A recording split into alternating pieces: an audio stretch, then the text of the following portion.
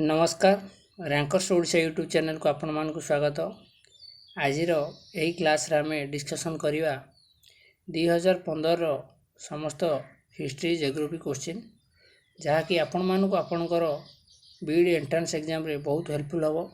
चलतु देखा आम प्रथम क्वेश्चन कौन रही। Who called Gandhiji A half naked फकीर। किए गांधीजी को कहते हाफ नेकेड फकीर। ये राइट आंसर हो ऑप्शन सी विंस्टन चर्चिल। किए कहते विंस्टन चर्चिल को गांधीजी कहते हाफ नेकेड फकीर। हु वाज राइटर ऑफ सारे जहान से अच्छा। सारे जहान से अच्छा राइटर किए थे। ये राइट आंसर हो ऑप्शन बी मोहम्मद इकबाल। किए थे मोहम्मद इकबाल थे सारे जहान से अच्छा राइटर।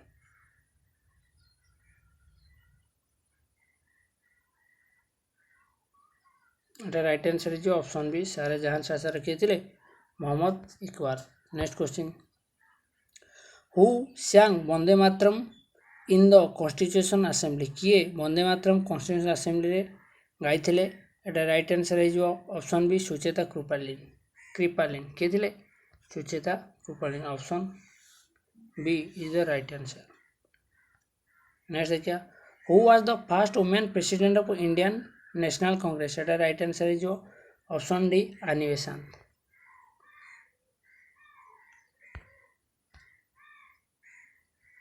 आनी बेसांत थे। आर होची INS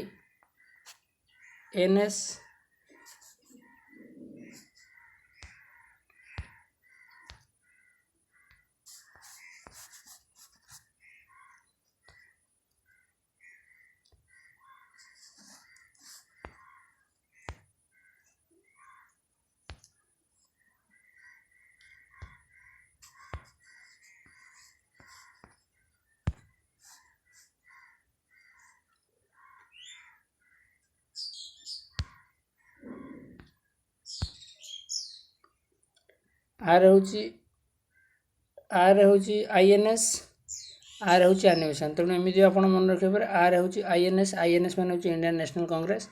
आर होची आनी बेसांत। किए थे first women president of Indian National Congress. एटार राइट आंसर हो आनी बेसांत।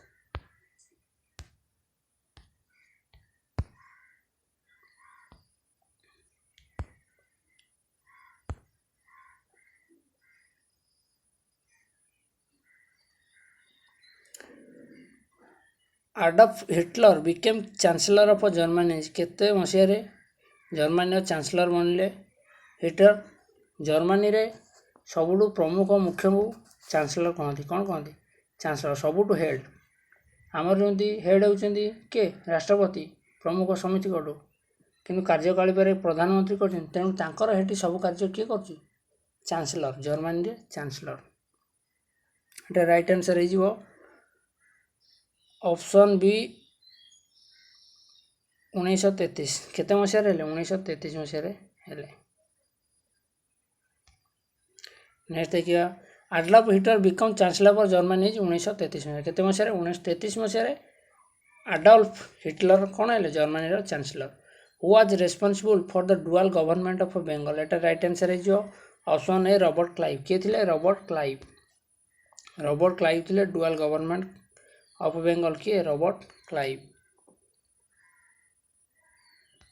नेक्स्ट देखिए who was first viceroy of India. एटा राइट आंसर हो जाउची लॉर्ड कैनिंग। के Lord Canning. Option D is right answer. First viceroy के Lord Canning. के Lord Canning. जदि पचार दब फर्स्ट गवर्नर के विलियम बेंटिक। गवर्नर हेले विलियम बेंटिक।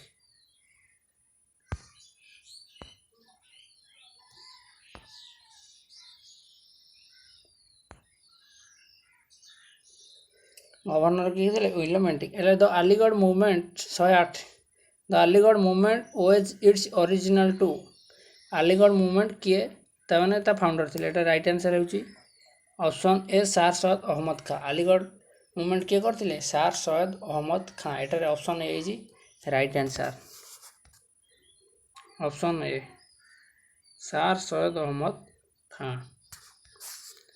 नेक्स्ट देखिए the sunset law is associated with sunset law क्या सहित एसोसिएटेड एटा राइट आंसर होची परमानेंट सेटलमेंट एटा राइट आंसर कौन हो option C is right answer permanent settlement.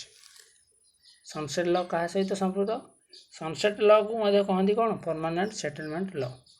110 होची during the rule of which Mughal emperor the East India Company first arrive in India कौ शासक काल में कौ मोगल शासक काल में ईस्ट इंडिया कंपनी प्रथम इंडिया को आसला एटा राइट आंसर जो जहांगीर ऑप्शन बी हूँ राइट आंसर जहांगीर किए जहांगीर को प्रथम आसी थिले। Next which British governor general did introduce English education in India किए इंग्लिश एजुकेशन प्रचलन करते एटा राइट आंसर है option C Lord William Bentinck के Lord William Bentinck. Lord Dalhousie D रु डॉक्ट्रिन ऑफ लैप्स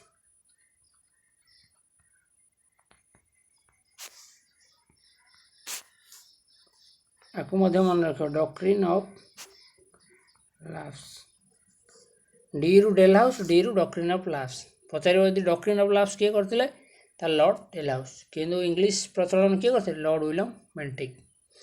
सी रु कॉर्नवालिस सी रु सिविल सर्विस यदि पचार सी रु कॉर्नवालिस सी रु सिविल सर्विस पचार सिविल सर्विस किए प्रचलन करते राइट आंसर है जो कौन लॉर्ड कॉर्नवालिस।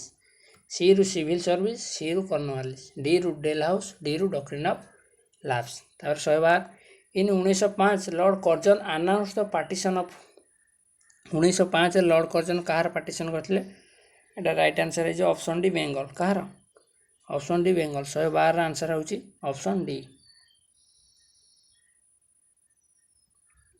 नेक्स्ट देखिए which governor general of India is known as the father of Indian civil service है इंडियन सिविल सर्विस यही कही सी रु सिविल सर्विस सी रु कॉर्नवालिस राइट आंसर है जो ऑप्शन सी।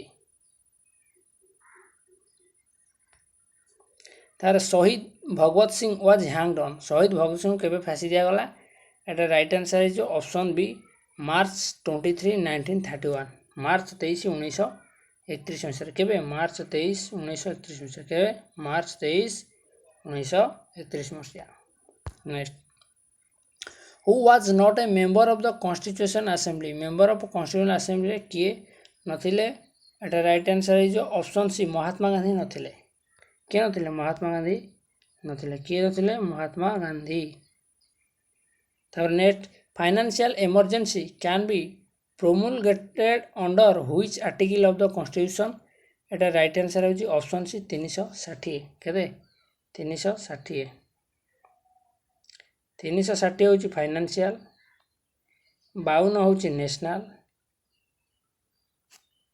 इमरजेंसी तीन प्रकार इमरजेंसी हो नेशनल 356 हूँ स्टेट या मन रखिए 360 हूँ फाइनेंशियल 352 हूँ नेशनल 356 हूँ स्टेट इमरजेंसी। नेक्स्ट देखिए कौन अच्छी name of the second chairman of Rajya Sabha second chairman Rajya Sabha किए थे राइट आंसर है जो ऑप्शन डी जाकिर हुसैन किए थे जाकिर हुसैन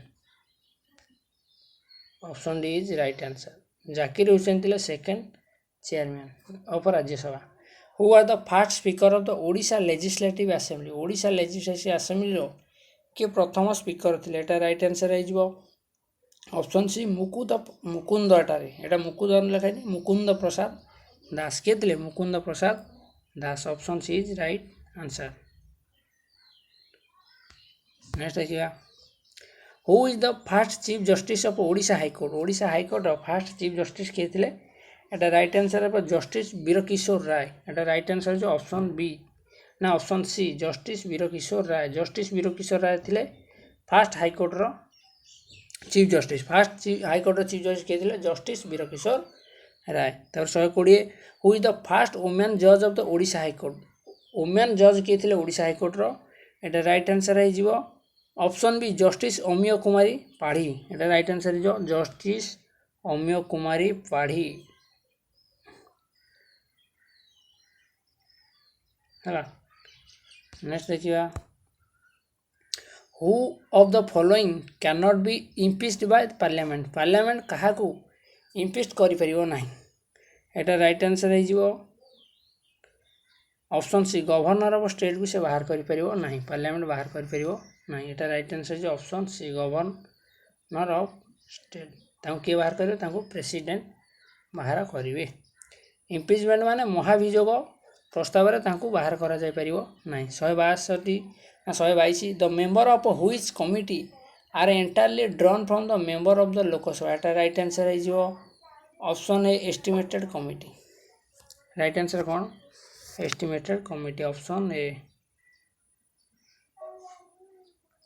नेक्स्ट देखिए which of the following has been deleted from the list of fundamental right क्या को फंडामेंटल राइट को डिलीट कर दिखाई एटा राइट हो right to property option A is right answer right to property संपत्तिगत अधिकार को कौन कर दिखाई डिलीट कर दिया जाए।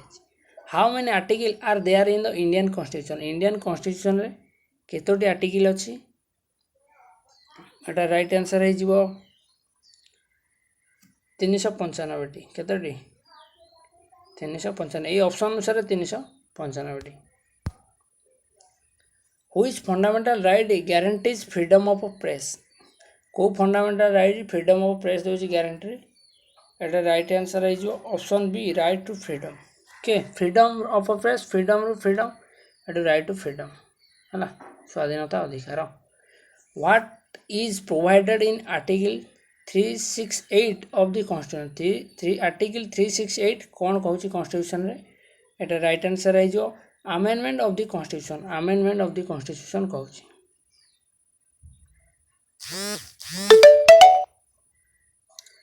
नेक्स्ट देखिए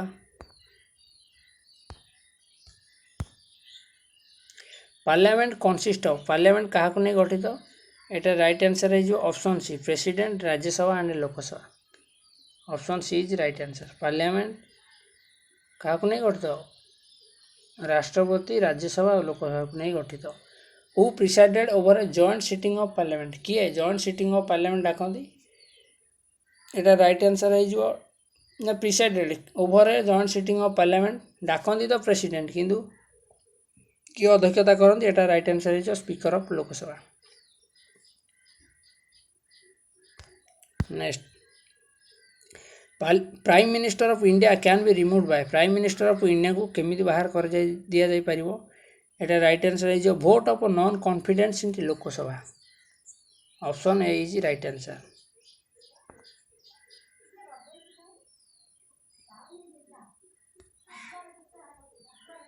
option A is right answer vote of no confidence in Lok Sabha. Who are the first speaker of Lok Sabha first speaker किए थे एटा राइट आंसर हो ऑप्शन बी जीवी मावलांकर के G V Mavalankar option B is right answer. Next देखिए which of the following resources is different from the other three in terms of ownership एटा right answer हो option C homestead कौन right answer homestead option C is right answer. In which state of India is the roof top rain water harvesting made legally compulsory कौटार rain water harvesting कराउची विशेषतः गोटे compulsory समस्त 132 एटा right answer हो तमिलनाडु कौटी Tamil Nadu option D is right answer. Next देखिए from which mine is iron ore transported by pipeline in the form of slurry एटा राइट आंसर है ऑप्शन सी कुडुरेमुख कौटी कुडुरेमुख पाइपलाइन जोगे जाउची आयरन कौटी कुडुरेमुख राइट आंसर है ऑप्शन सी।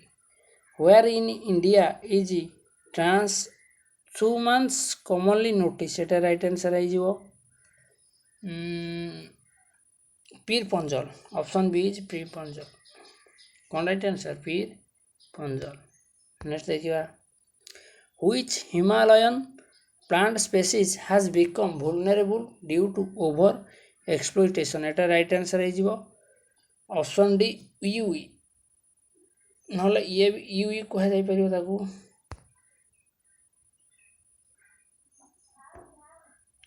एटा right answer है option D.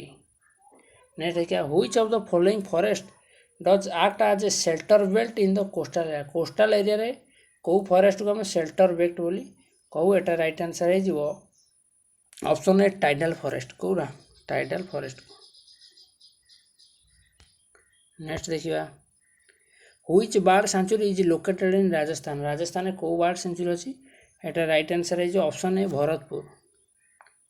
Bharatpur एवं तार ना हो जाए कोलाइडालाडो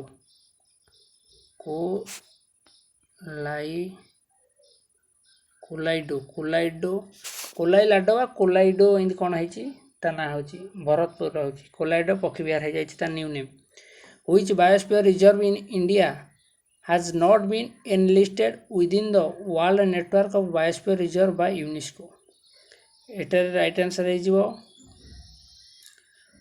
option B Rann of Kutch है राइट आंसर ऑप्शन बी। आ कौन कराई यूनेस्को लिस्ट एपर्यंत से स्थान पाई नहीं किए Rann of Kutch. Next how many parallel can be drawn on the globe at an interval of 15 minute. 15 minute रे केतोटी पैरेलल टणा जाई परिबो। एटा राइट आंसर है ऑप्शन बी 719 टी केतोटी 719 T.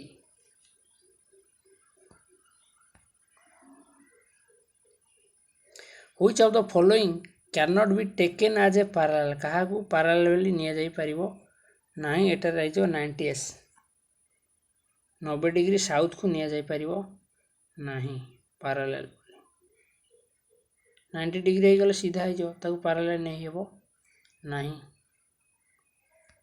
Next on the 22nd December the vertical rays of the sun are received on the equator, southern polar cycle, tropic of Cancer na tropic of Capricorn।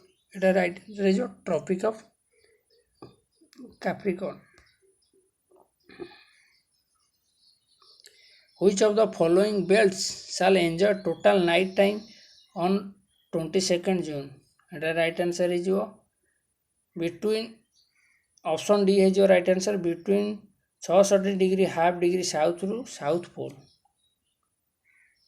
Option D है right answer. Next देखिए local time of which of the following places does differ greatly from the Indian standard time. एटा right answer है option A Bengaluru and Karnataka. The local time of which of the following place को places does differ greatly from the Indian standard time. एटा है Bangalore and Karnataka।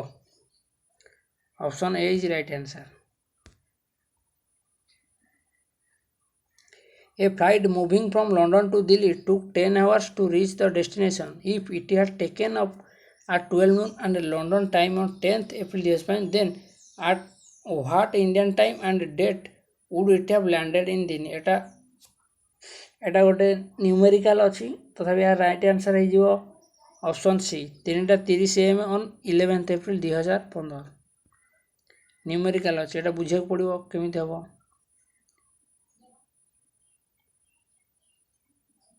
Etah right answer है option C. Next देखिए which of the following statement about the Thar desert is not correct. Thar desert विषय कौ स्टेटमेंटा ठीक नुहे। An arid region receiving scanty rainfall ठीक एटा ठीक अच्छे। It characterize with shifting sand dunes एटा भी ठीक अच्छे। इट इज ए सब ट्रॉपिकल कॉन्टिनेंटल डेजर्ट नो एटा ठीक नहीं तेणु एटा राइट आंसर किए जो option C. Located in the northern western part of the India in Rajasthan. Thar मरुभूमि राजस्थान ही अच्छे एटा भी ठीक तेणु ऑप्शन सी टा ठीक नुहे तेणु राइट आंसर किए जो option C. Which of the following mountain passes in India is different from the other three in terms of its location? Location रे कोटा अदर डिफरेंट है लोकेशन अनुसार कोटा डिफरेंट अन्य तीनोटी एटा राइट आंसर है जो ऑप्शन ए नाथुला पास।